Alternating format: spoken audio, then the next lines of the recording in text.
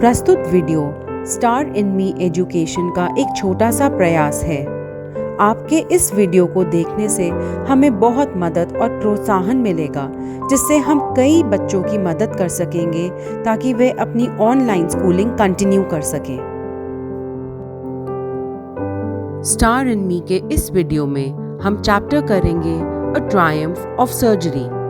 यह CBSE class 10 की किताब फुटप्रिंट्स विदाउट फीट का फर्स्ट चैप्टर है। इस चैप्टर के ऑथर हैं जेम्स हैरियट। वे एक ब्रिटिश वेट सर्जन थे, मतलब जानवरों के डॉक्टर थे, और एक ऑथर भी रह चुके हैं। वे अपने लाइफ एक्सपीरियंसेस पे बेस करके कहानियां लिखते थे। अब इस चैप्टर के मेन कैरेक्टर्स को जान लेते हैं। पहला कैरेक्टर है ट्रिकी, एक डॉग जिसे उसकी मालकिन ने अपने लाड प्यार से बहुत बिगाड़ा हुआ है। ये है ट्रिकी की मालकिन मिसेस पम्फ्रे, और ये है डॉक्टर जेम्स हैरियट, एक ब्रिटिश वेट जो इस कहानी के लेखक भी हैं। इस चैप्टर में हम पढ़ेंगे कि कैसे डॉक्टर जेम्स हैरियट ट्रिकी को अपनी सर्जरी पर ठहरा के ट्रीट करते हैं और सफलता हासिल करते हैं, ट्रायम्फ हासिल करते हैं। अ ट्रायम्फ ऑफ सर्जरी। ट्रायम्फ शब्द का अर्थ है मेहनत के बाद जीत हासिल करना। सर्जरी का आमतौर पे मतलब ऑपरेशन से समझा जाता है, पर ब्रिटिश इंग्लिश में इसका एक और मीनिंग है, एक ऐसी जगह जहां डॉक्टर अपने पेशेंट्स को ट्रीट करते हैं और एडवाइस देते हैं। ट्रिकी एक छोटा डॉग है जिसे उसकी मालकिन ने अपने लाड प्यार से बिगाड़ रखा है। उसे ओवरफीड करती है, बहुत ज्यादा खिलाती है। इस वजह से वह बहुत बीमार हो जाता है। उसकी मालकिन एक वेटरनरी सर्जन को कंसल्ट करती है। क्या वे उस पे ऑपरेशन करेंगे? क्या यह डॉग कभी ठीक हो पाएगा? Read and find out. यह चैप्टर पढ़ते हुए इन पॉइंट्स का ध्यान रखें। Why is Mrs. Pumphrey worried about Tricky? Mrs. Pumphrey Tricky की चिंता क्यों करती हैं? What does she do to help him? Is she wise in this? वे उसकी मदद कैसे करती हैं? और क्या वे समझदारी दिखा रही हैं? Who does I refer to in the story? यानी I का रेफरेंस किससे है? इस स्टोरी के नरेटर कौन है? अब कहानी पढ़ते हैं। I was really worried about Tricky this time. इस बार मैं ट्रिकी के लिए बहुत चिंतित था। I had pulled up my car. मैंने अपनी गाड़ी को कुछ देर के लिए सड़क पर रोका था। जब मैंने ट्रिकी को अपनी मालकिन के साथ जाते हुए देखा, मैं उसे देखकर शॉक्ड था। वह बहुत मोटा हो गया था। वह एक सॉसेज जैसा खूब मोटा हो गया था, जिसमें चारों तरफ से एक एक टांग निकल रही हो। उसकी आंखें ब्लड शॉट मतलब लाल और थकान से भरी हुई दिख रही थी। र्यूमी मतलब पानी से भरी हुई थी, और उसकी जीभ लटक रही थी। मिसेस पम्फ्रे मुझे जल्दबाजी में समझाने लगी, मिस्टर हैरियट, इसमें बिल्कुल एनर्जी नहीं है। मुझे लगा यह माल न्यूट्रिशन से सफर कर रहा है, इसलिए मैं इसे बीच बीच में और मील्स देने लगी हूँ। कभी मॉल्ट, कभी कॉड लिवर ऑयल, या कभी सोते वक्त हॉर्लिक्स, ज्यादा कुछ नहीं। मिस्टर हैरियट ने जवाब दिया, जैसा मैंने कहा था, क्या तुमने इसे मीठे का परहेज करवाया? मिसेस पम्फ्रे ने जवाब दिया, oh I did for a bit. मैंने कुछ समय तक तो किया, पर वह बेचारा इतना वीक हो गया था। उसे क्रीम केक्स और चॉकलेट्स बहुत पसंद हैं। मैं उसे मना नहीं कर सकती। मैंने ट्रिकी की ओर दोबारा देखा। यही प्रॉब्लम थी। ट्रिकी का एक ही फॉल्ट था, ग्रीड यानी लालच। वह खाने को कभी भी मना नहीं कर सकता था। मैं उन सब बातों के बारे में सोचने लगा जो मिसेस पम्फ्रे ने मुझे बताई भी नहीं। मिस्टर हैरियट ने पूछा, क्या आप उसे आजकल खूब एक्सरसाइज करवाती हो? मिसेस पम्फ्रे ने जवाब दिया, वह मेरे साथ बस छोटी मोटी वॉक्स पर ही निकलता है, जैसे आप देख सकते हैं। हमारे gardener mister Hotkin has been down with lumbago. उनके जोड़ों में दर्द रहता है, इसलिए आजकल रिंग थ्रोइंग जैसी एक्सरसाइजेस यह नहीं कर पा रहा। I tried to sound severe. अब मैंने उन्हें स्ट्रिक्ट होकर कहा, Now I really mean this. अगर आप उसके खाने पीने पर परहेज नहीं करवाओगी या एक्सरसाइज नहीं करवाओगी तो वह बहुत बीमार हो जाएगा। You must harden your heart. अपने दिल पर पत्थर रखो और उसे स्ट्रिक्ट डाइटिंग करवाओ। Mrs Pomfrey wrung her hands. अपने हाथों को टाइटली पकड़ते हुए उन्होंने जवाब दिया, Oh, I will, Mr. Harriet. I am sure you are right, but it is so difficult. आप ठीक कह रहे हैं, पर यह सब करना बहुत मुश्किल है। अपना सर नीचे करते हुए वे रोड पर चल पड़ी, जैसे अब वह इस रूटीन को जरूर लागू करेंगी। I watched their progress with growing concern. मुझे उनकी चिंता हो रही थी। Tricky was tottering. उसका शरीर ढुलमुल होता हुआ चल रहा था। उसने ट्वीड का कोट पहन रखा था। उसके पास ऐसे कई कोट थे। He struggled on. वह बड़ी कोशिश करके चल रहा था, अपनी हार्नेस यानी पट्टे के ऊपर ड्रूप करता हुआ गिरता हुआ। I thought it wouldn't be long before I heard from Mrs. Pumphrey. मुझे उनके फोन आने की जल्द ही उम्मीद थी, और जिस फोन कॉल की मुझे उम्मीद थी वह जल्द ही आ गई। Mrs Pomfrey was distraught. वह बहुत परेशान थी। ट्रिकी कुछ नहीं खा रहा था। वह अपना सबसे फेवरेट खाना भी मना कर रहा था। उसे वॉमिट्स हो रही थी। सारा दिन वह रग पर, कारपेट पर लेटा रहता, पैंट करता रहता, सांस तेजी से ले रहा था। वह वॉक पर जाना नहीं चाहता था। वह कुछ नहीं करना चाहता था। मैंने अपने प्लान्स पहले से ही बना रखे थे। सिर्फ एक ही तरीका था, ट्रिकी को उस घर से बाहर निकालना था।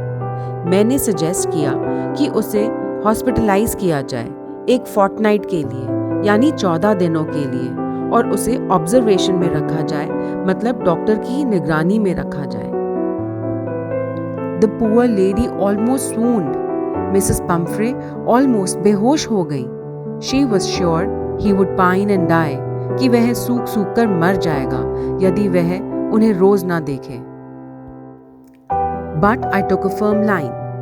मैंने अपना मन पक्का किया हुआ था। Tricky was very ill.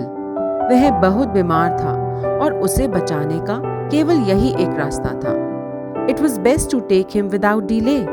इसमें देरी नहीं होनी चाहिए थी। Followed by Mrs. Pumphrey's wailings. उनका रोना धोना चल रहा था।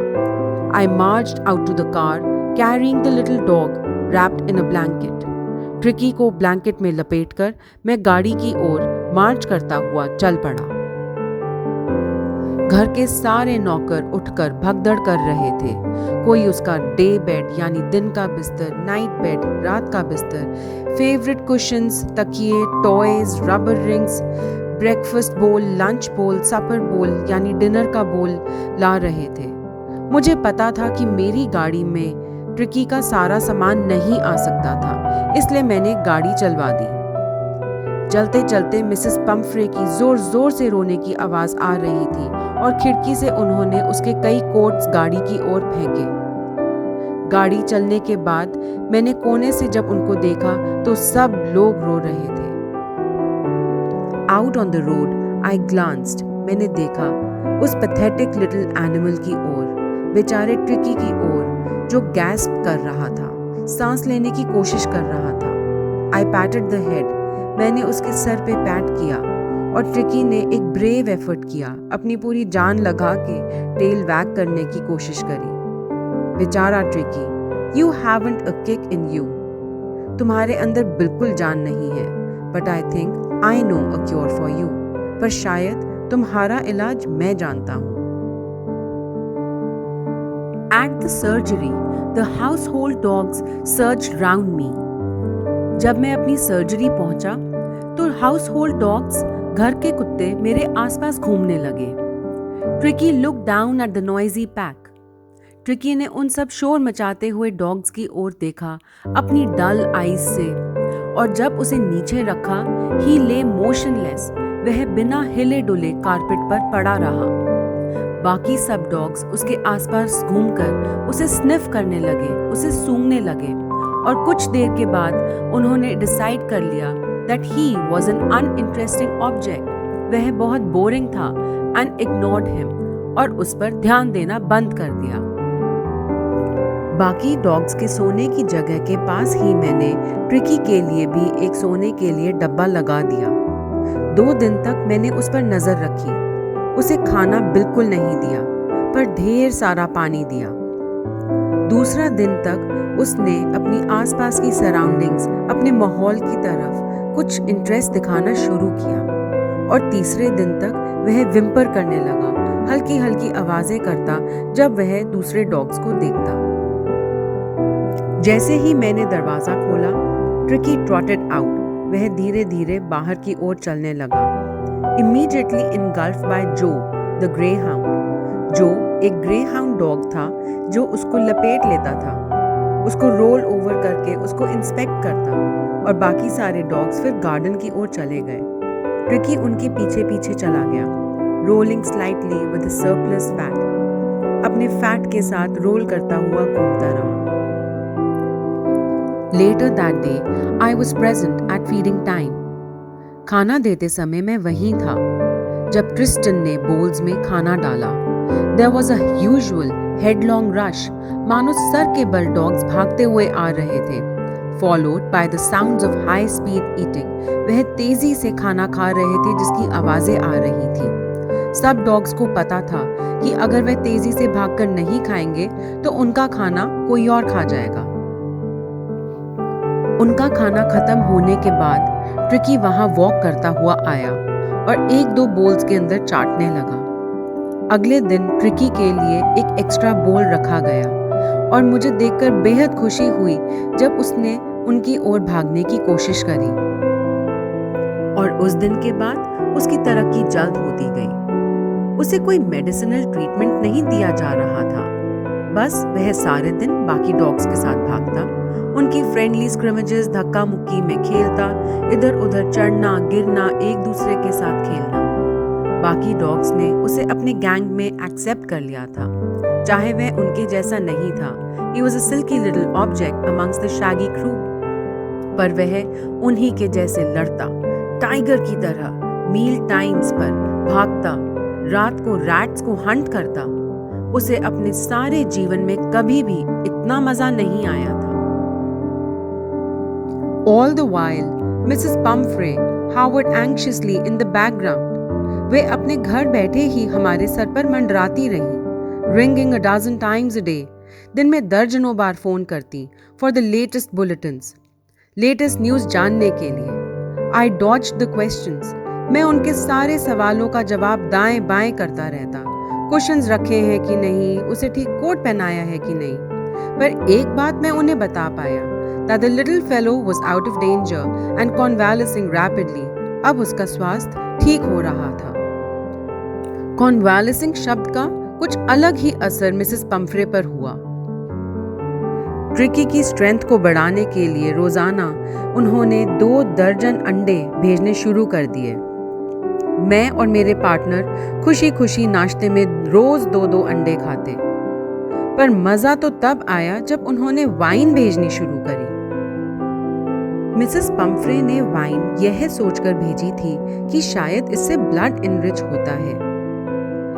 लंच अब एक सेरेमोनियल ओकेजन बन गया था जिसमें मिस्टर हैरियट अपने पार्टनर के साथ बैठकर वाइन पीते, 2 ग्लास पहले और कई ग्लास मील के दौरान।